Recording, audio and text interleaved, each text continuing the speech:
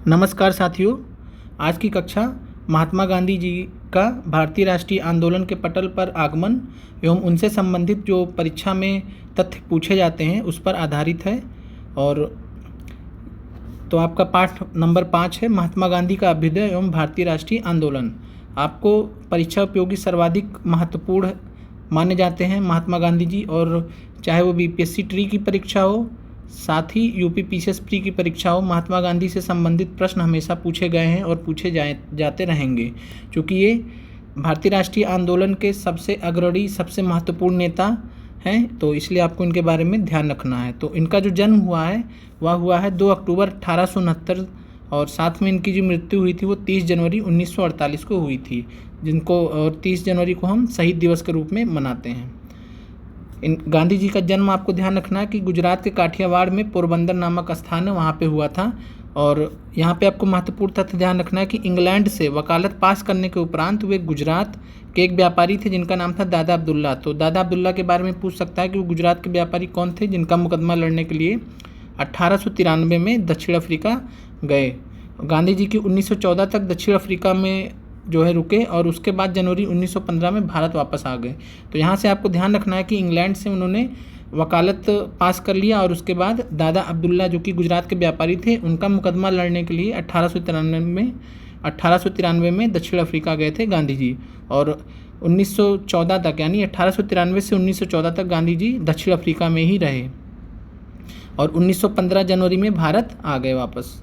फिर आगे बढ़ते हैं। महत्वपूर्ण तथ्य आपको जो ध्यान रखना है, सबसे जरूरी महत्वपूर्ण तथ्य है कि गांधी जी के राजनीतिक गुरु कौन थे। बहुत बार पूछा गया परीक्षा में। तो गोपाल कृष्ण गोखले जी, जो कि उदारवादी कांग्रेसी नेता थे, वे गांधी जी के राजनीतिक गुरु थे।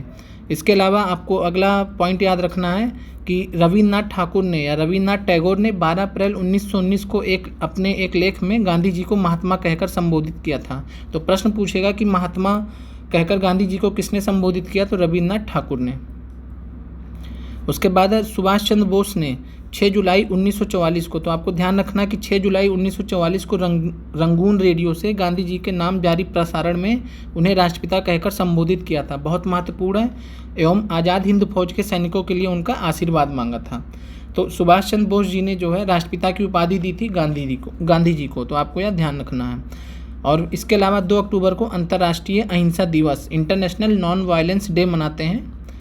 फिर आगे बढ़ते हैं। गांधी जी लियो टॉल्स्टॉय की पुस्तक kingdom of God is within you, और साथ में जॉन रस्किन की पुस्तक अनटू दिस लास्ट से सबसे ज़्यादा प्रभावित हुए थे। और उनके जीवन पर इन 2 पुस्तकों का, जो कि लियो टॉल्स्टॉय की पुस्तक है kingdom of God is within you, और साथ में जॉन रस्किन की पुस्तक अनटू दिस लास्ट से वो सबसे ज़्यादा प्रभावित हुए थे। और यहाँ से उनको जो सीख मिली उसको उन्होंने अपने जीवन में भी उतारा।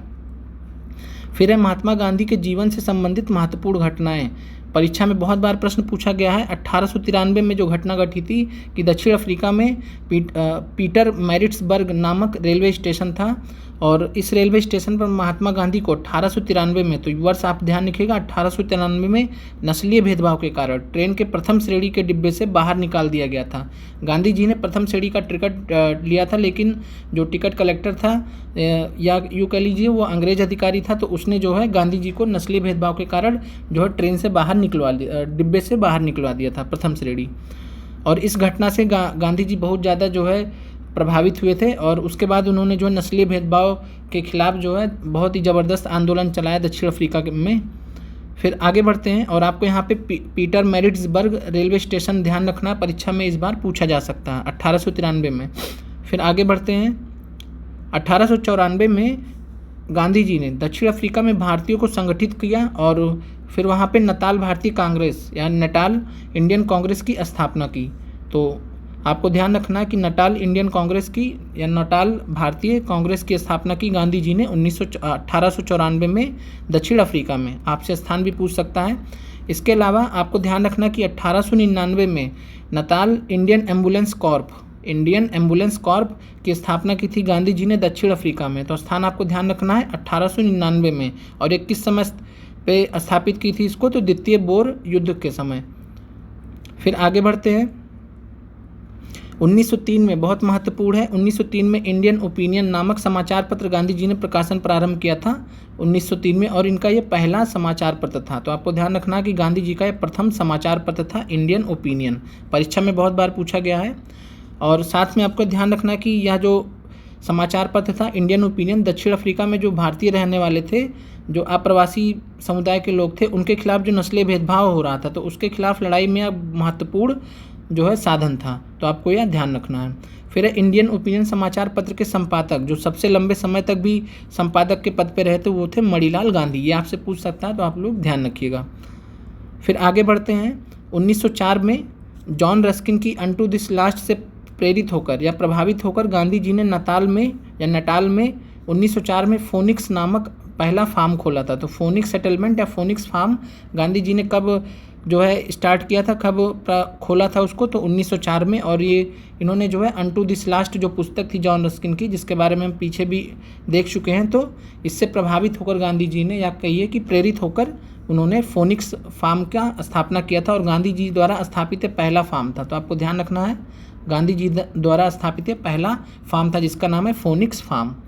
फिर आगे बढ़ते हैं। 1909 गांधी जी की पहली पुस्तक आई। गांधी जी ने हिंद स्वराज पुस्तक की रचना 1909 में की, और इनके द्वारा लिखी गई यह पहली पुस्तक थी, तो इसलिए यह ध्यान रखना है।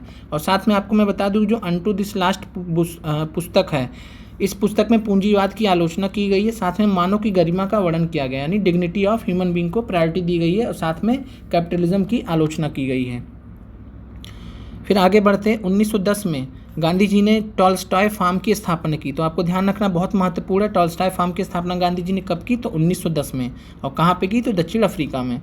फिर है, आपको महत्वपूर्ण तथ्य ध्यान रखना है कि महात्मा गांधी ने कलकत्ता में कांग्रेस का अधिवेशन हुआ था 1901 में, और वहाँ पे पहली बार जो है गांधी जी ने कांग्रेस के किसी अधिवेशन में भाग लिया था। तो प्रश्न पूछेगा कि गांधी जी ने कांग्रेस के किस अधिवेशन में पहली बार भाग लिया था, तो 1901 का कांग्रेस का कलकत्ता अधिवेशन। आपको ध्यान रखना, परीक्षा दृष्टि से बहुत महत्वपूर्ण है। फिर आगे बढ़ते हैं।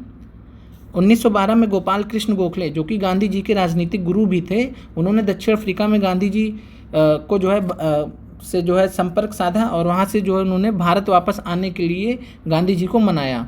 और उसके बाद फिर 1915 में गांधी जी जो है भारत वापस आ गए। तो आपको ध्यान रखना कि जनवरी 1915 में गांधी जी भारत वापस आ गए, और वो लगभग 21 साल तक दक्षिण अफ्रीका में रहे, और वहाँ पे उन्होंने नस्लीय भेदभाव के खिलाफ जो है ज़बरदस्त आंदोलन चलाया।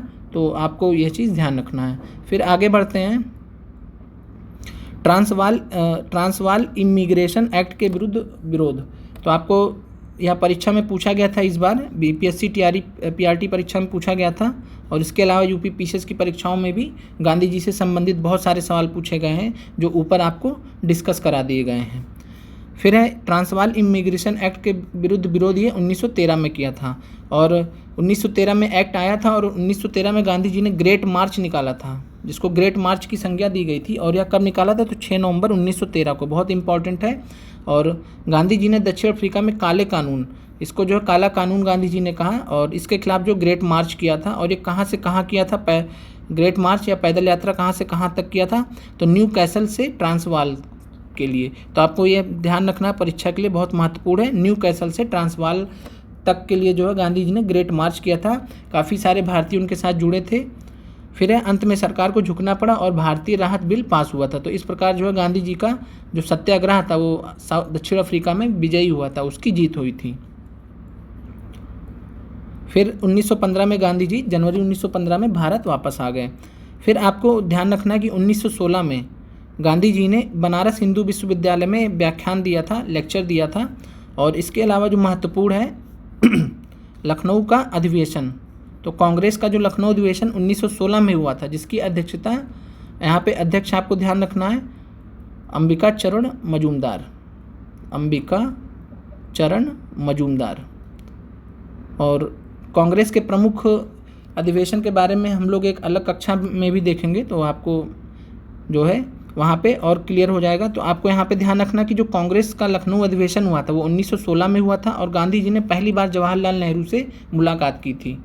और इसके अलावा लखनऊ अधिवेशन में राजकुमार शुक्ला, जो कि बिहार के किसान नेता थे, और उन्होंने गांधी जी से मुलाकात किया था, और साथ में गांधी जी को चंपारण के जो नील किसान थे, जो नील की खेती करते थे, उनकी जो है समस्याओं के बारे में, 3 कठिया पद्धति वहाँ पे चल रही थी, तो 3 कठिया पद्धति की समस्याओं के बारे में अवगत कराया तथा गांधी जी को चंपारण आने का अनुरोध किया था एवं न्योता दिया था। तो आपको ध्यान रखना है कि गांधी जी को चंपारण आने का अनुरोध या न्योता किसने दिया था? राजकुमार शुक्ला ने। राजकुमार शुक्ला कौन थे? छोटे किसान नेता थे चंपारण के।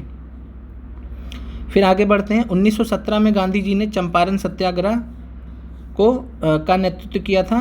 कहाँ पे किया था? चंपारण बिहार में। तो चंपारण बिहार में गांधी जी ने 1917 में चंपारण सत्याग्रह का नेतृत्व किया था और यह प्रथम सविनय अवज्ञा आंदोलन था भारत में गांधी जी द्वारा। और इसके अलावा 1918 में अहमदाबाद मिल हड़ताल, तो अहमदाबाद मिल स्ट्राइक या मिल हड़ताल, ये प्रथम भूख हड़ताल गांधी जी द्वारा भारत में स्टार्ट किया गया था। साथ में 1918 में खेड़ा सत्याग्रह, प्रथम असहयोग आंदोलन गांधी जी द्वारा स्टार्ट किया गया था। और आपको क्रम से ध्यान रखना है कि सबसे पहले चंपारण सत्याग्रह घटा, उसके बाद अहमदाबाद मिल हड़ताल घटना घटा, फिर खेड़ा सत्याग्रह। तो आपको लाइन से ध्यान रखना है।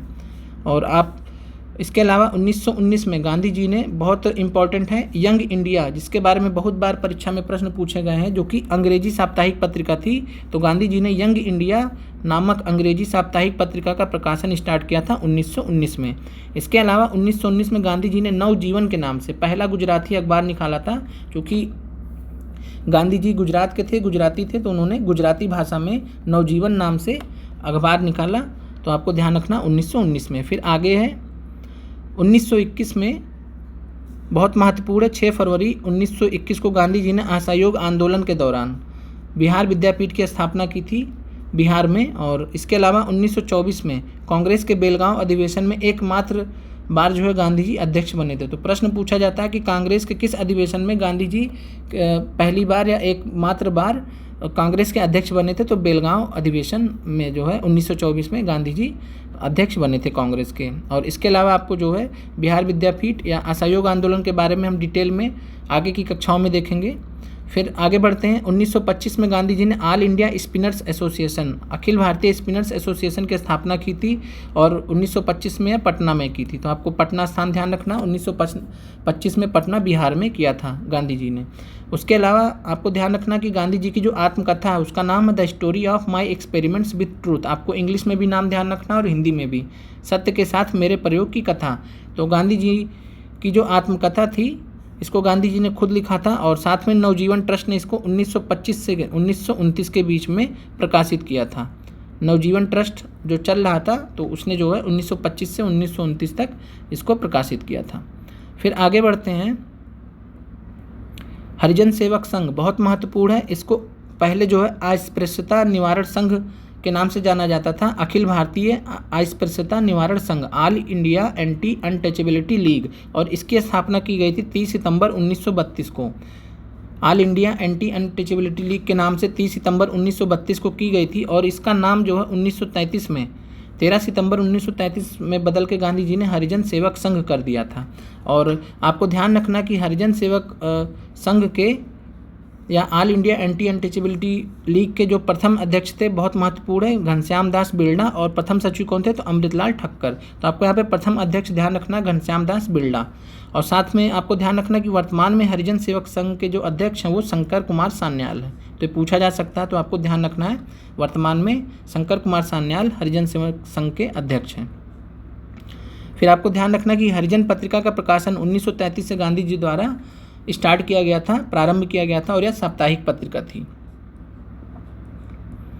फिर 1934 में गांधी जी ने कांग्रेस की सदस्यता से इस्तीफा दे दिया था। तो आपको ध्यान रखना कि 1934 में गांधी जी ने कांग्रेस की सदस्यता से इस्तीफा दे दिया था और इससे पहले इन्होंने सविनय अवज्ञा आंदोलन को 2 चरणों में नेतृत्व प्रदान किया था। और उसके बाद सविनय अवज्ञा आंदोलन 1930 से 32 और जो दूसरा चरण था 1932 से 1934 के बीच में, तो इसको जो है गांधी जी ने नेतृत्व प्रदान किया था। और उसके बाद जो है कंस्ट्रक्टिव प्रोग्राम के लिए और ज़मीनी स्तर पे काम करने के लिए और साथ में जो है हरिजन उत्थान वगैरह के लिए, यानी गरीब, और उसके अलावा कह सकते जो दबा कुचला वर्ग था, निचला वर्ग था, उसके उत्थान के लिए गांधी जी ने कांग्रेस की सदस्यता से इस्तीफा दे दिया। लेकिन साथ में आपको ध्यान रखना कि गांधी जी से जो है कांग्रेस के जो नेता थे, लीडर्स थे, वो जब भी ज़रूरत पड़ती थी तो उनसे मुलाकात करने आते थे, बाकायदा पूरी सलाह लिया करते थे। और आगे आपको यहाँ पे ध्यान रखना है कि महात्मा गांधी जी द्वारा लिखी गई पुस्तकें, तो हिंद स्वराज इनकी पहली पुस्तक थी। तो गांधी जी द्वारा लिखी गई पहली पुस्तक का नाम हिंद स्वराज 1909 में लिखा उन्होंने। और साथ में सत्य के साथ मेरे प्रयोग की कथा, जो इनकी आत्मकथा भी है, तो इसको गुजराती में इन्होंने लिखा था और 1927 में जो है कह सकते हैं, और साथ में 1925 से 1929 के बीच में ये पब्लिश हुई थी। और इसके अलावा आपको ध्यान रखना बहुत महत्वपूर्ण है कि गोखले मेरे राजनीतिक गुरु, गोखले माई पॉलिटिकल गुरु, ये किसकी पुस्तक है? तो ये महात्मा गांधी जी द्वारा लिखी गई पुस्तक है। मैंने आपको पीछे इसका वीडियो में बताया है कि जो है गोपाल कृष्ण गोखले गांधी जी के राजनीतिक गुरु थे, तो आपको यह ध्यान रखना। इसके अलावा दक्षिण अफ्रीका में सत्याग्रह नाम से इनकी पुस्तक है।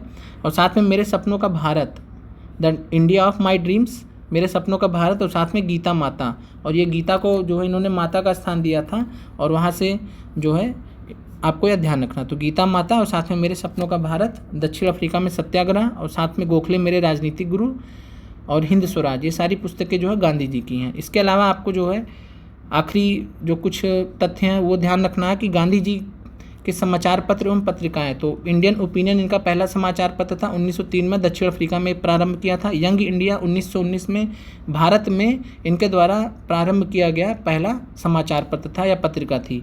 नवजीवन इन्होंने गुजराती में स्टार्ट किया था, और साथ में हरिजन जो है इन्होंने 1933 में स्टार्ट किया था। तो आपको यह ध्यान रखना है, इंडियन ओपिनियन, यंग इंडिया, नवजीवन, हरिजन, आपको 4 नाम जो है बहुत अच्छे से याद कर लेने हैं। गांधी जी द्वारा स्टार्ट किया गया, प्रारंभ किया गया ये समाचार पत्र एवं पत्रिकाएं हैं। इसके अलावा आपको ध्यान रखना है द लाइफ ऑफ महात्मा, बहुत इंपॉर्टेंट है, द लाइफ ऑफ महात्मा। ये लुइस फिशर जो है अमेरिकी पत्रकार थे, और ये गांधी जी के साथ में जो है कह सकते हैं आपकी 1942 का जब आंदोलन हुआ था, भारत छोड़ आंदोलन हुआ था, तो ये गांधी जी के साथ में थे, और इन्होंने जो है उसको कवर भी किया था जो 1942 का आंदोलन था। तो लुइस फिशर ने जो है इस पुस्तक में गांधी जी की जीवनी लिखी है, यानी गांधी जी के बारे में ऐसे ऐसे जो है घटनाओं का वर्णन किया है, और जो है सच्ची घटनाओं का वर्णन किया, और इन्हीं की किताब से द लाइफ ऑफ महात्मा से ही जो है पूरी दुनिया में, पूरे भारत में जो है गांधी जी के जीवन के बारे में जो है कई सारी घटनाएं जो है पूरे भारतवासियों को या कहिए पूरे विश्व में लोगों को पता चली, वहाँ से गांधी जी के जीवन के बारे में सबको जानकारी मिली। और इसके अलावा songs from prison, Gandhi ji ने यरोदा जेल में इसको लिखा था, तो आपको यह ध्यान रखना है। तो साथियों आज की कक्षा में बस इतना ही, और अगली कक्षा में हम गांधी जी के नेतृत्व में भारतीय राष्ट्रीय आंदोलन का अध्ययन प्रारंभ कर देंगे। गांधी जी के नेतृत्व में भारतीय राष्ट्रीय आंदोलन, इंडियन नेशनल मूवमेंट का जो अध्ययन है वो प्रारंभ कर देंगे। और इससे पहले की कक्षाओं में आपकी जो है ये 5वीं कक्षा, इससे पहले की 4 कक्षाओं में हमने जो है भारतीय राष्ट्रीय आंदोलन की रूपरेखा के बारे में जाना है। उसके बाद फिर हमने कांग्रेस की स्थापना के बारे में समझा है। उसके साथ में कांग्रेस से जो पूर्व राजनीतिक संस्थाएं थी उनको समझा है। और उसके बाद फिर जो उदारवादी कांग्रेस का जो चरण था, उदारवादी कांग्रेस का जो चरण था उसके बारे में समझा है। और उसके बाद फिर जो है उग्र राष्ट्रवादी का जो चरण है, उग्र राष्ट्रवादी कांग्रेस का जो चरण है 1905 से 1915 तक का, तो 1909 तक का, इसके बारे में हमने पिछली कक्षा में अध्ययन किया था। साथ में बंगाल विभाजन, साथ में जो है स्वदेशी आंदोलन, और साथ में जो है क्रांतिकारी गतिविधियों का पहला चरण। तो क्रांतिकारी गतिविधियों का जो पहला चरण है जो कि 1907 से 1915 के बीच में रहा, उसके बारे में हमने जो है परीक्षा दृष्टि से जितने भी प्रश्न आपके पूछे गए हैं या जितने भी प्रश्न पूछे जा सकते हैं, अलग अलग आयोग में जो भी प्रश्न पूछे गए सबको मैंने इस वीडियो में और इसके पिछले वीडियो में जो है सम्मिलित कर लिया है। तो आपको जितनी भी कक्षाएं दी जा रही है वो किसी ना किसी आयोग में जो है आयोग ने परीक्षा प्रश्न पूछे हैं। तो इसलिए ये जो क्लास चल रही है मॉडर्न हिस्ट्री की, ये जो है आपका बीपीएससी ट्री के लिए भी बहुत इंपॉर्टेंट है, और साथ में यूपी पीसीएस प्री के जो अभ्यर्थी हैं उनके लिए भी बराबर महत्वपूर्ण है। तो और बाकी इसके अलावा मैं बीपीएससी ट्री के अभ्यर्थियों के लिए जो है अलग से बीपीएससी स्पेशल की क्लासेस लेके आऊँगा। तो बीपीएससी स्पेशल की क्लासेस में आपको इतिहास के बारे में, साथ में ज्योग्राफी के बारे में, साथ में जो है राजनीति के बारे में, हर प्रकार से जो है आपको यहाँ पे कक्षाएं देकर जो है परीक्षा के लिए तैयार करा दिया जाएगा। और आपकी जो कक्षाएं हैं वो 15 से 20 मई के बीच में पूरी तरीके से जो है कंप्लीट करा दी जाएंगी। तो आप लोग ज़्यादा से ज़्यादा इस चैनल से जुड़िए, शेयर और सब्सक्राइब कीजिए। जय हिंद साथियों।